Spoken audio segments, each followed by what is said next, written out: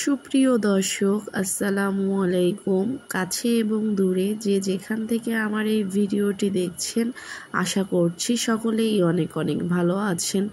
আজকে আমি আপনাদের সাথে শেয়ার করব ইফতারের খুবই কমন এবং জনপ্রিয় রেসিপি ছোলা ভুনা।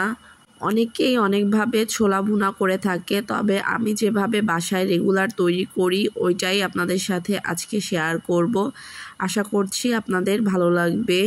এখানে আমি ছোলাটাকে সারা রাত ভিজিয়ে রেখে সিদ্ধ করে নিয়েছি। তবে হাতে সময় না থাকলে 4-5 ঘন্টা ভিজিয়ে রেখে এটাকে সিদ্ধ করে নেওয়া যায়। তবে আমরা সবাই জানি ছোলা দীর্ঘ সময় ভিজিয়ে রাখলে ভালো হয়। এখানে আমি আলু সিদ্ধ করে নিয়েছি। আলুটাকে সিদ্ধ করে এখন হাত দিয়ে একটু ভেঙে নিতে হবে। আলুটাকে আমি একটু আধ ভাঙা করে নিব, একেবারে ভর্তা করে নেওয়া যাবে না।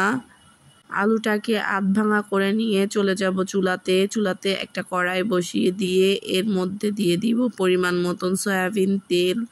তেলটাকে গরম করে নিয়ে আমি এর মধ্যে দিয়ে দিব 2টা শুকনা মরিচ মাঝখান থেকে ছিঁড়ে আমি দিয়ে নিচ্ছি একটা তেজপাতাটাকে মাঝখান থেকে ছিঁড়ে দিয়ে নিচ্ছি।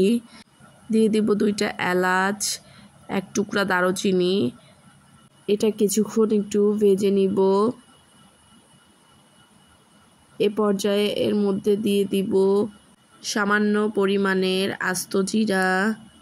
এখন সব কিছু আমি কিছুক্ষণ একটু ভেজে নিব। এভাবে ছোলা ভুনা করলে এটা খেতে কিন্তু খুবই ভালো লাগে। আর আমাদের বাঙালিদের ইফতারে টেবিলে ছোলা ছাড়া যেন চলেই না। এখন এর মধ্যে দিয়ে দিচ্ছি আমি পেঁয়াজ কুচিটা দিয়ে কিছুক্ষণ একটু ভেজে নিতে হবে।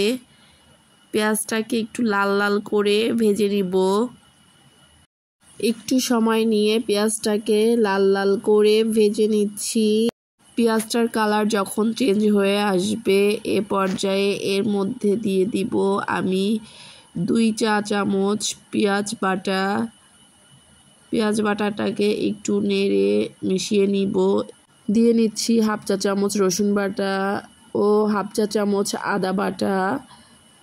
পেঁয়াজ এবং আদা রসুনটাকে আমি একটু ভেজে নিয়ে এর মধ্যে দিয়ে দিচ্ছি পরিমাণ মতন লবণ, দিয়ে দিচ্ছি হলুদের গুঁড়া 1/2 চা চামচ, দিয়ে দিচ্ছি ধনিয়া গুঁড়া 1/2 চা চামচ।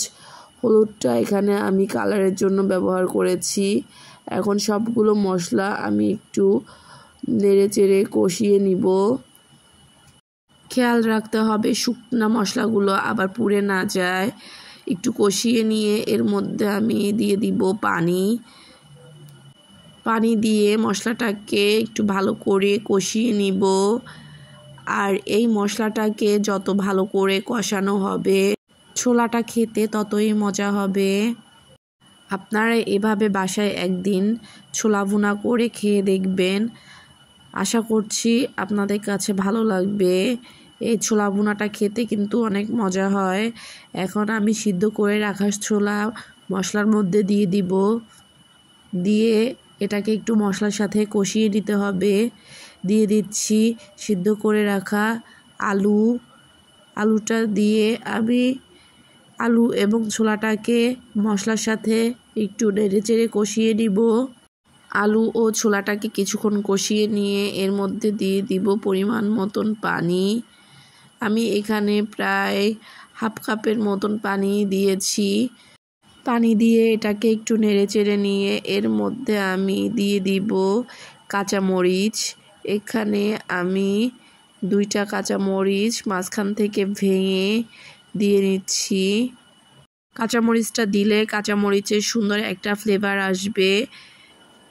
একটু নেড়ে ঢাকনা দিয়ে ঢেকে দিব।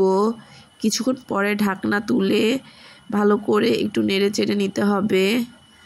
এ পর্যায়ে আলুটাকে একটু ভেঙে দিব। এখানে কয়েকটা আলু ভেঙে দিলে এটা খেতে খুব ভালো লাগবে, মাখা মাখা হবে। আমি আবার ঢাকনা দিয়ে ঢেকে 2-3 মিনিটের মতো রান্না করে নিব। 2 মিনিট পর ঢাকনা তুলে আমি এটাকে একটু ভালো করে নেড়ে নিব। ছোলা ভুনা আমার হয়ে এসেছে। নামানোর আগে এর মধ্যে দিয়ে দিব ভেজে গুঁড়া করে রাখা জিরা। আপনারা চাইলে এখানে ধনিয়া পাতা কুচিও ব্যবহার করতে পারেন।